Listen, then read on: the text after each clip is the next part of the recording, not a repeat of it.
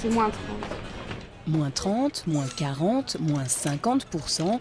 Les soldes d'été n'ont pas encore commencé, mais les étiquettes sont déjà prêtes et les clients en pleine session de repérage.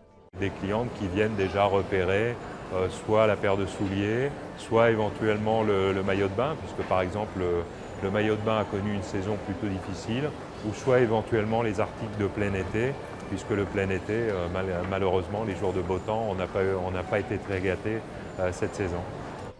La faute à la météo, à la crise aussi, et enfin peut-être aux élections, la saison a été mauvaise pour le textile.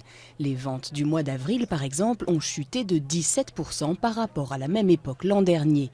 Résultat, les magasins regorgent de stock. Et pour les écouler, il va falloir casser les prix dès le début des soldes. Une bonne nouvelle pour le portefeuille des Français, mais ces derniers ne sont pas prêts à dépenser sans compter. Le budget que les consommateurs déclarent vouloir consacré en solde est de 223 € en fait par personne, ce qui est en baisse par rapport à l'année précédente. Maintenant, ce sont des intentions. On sait que pour les soldes, ce qui est très important, c'est premièrement le niveau de stock des magasins qui est très élevé. Et ensuite, on peut espérer que le consommateur, malgré tout, craquera quand il verra la qualité et la quantité des produits en magasin. Pour ce grand magasin parisien, les soldes d'été, c'est 12% du chiffre d'affaires annuel. Alors, on y met les moyens avec ouverture le week-end et plage horaire élargie, ce qui ne sera pas le cas partout.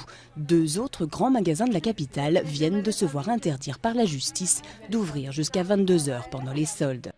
Les bonnes affaires durent jusqu'au 31 juillet et débutent mercredi dès 8 h du matin.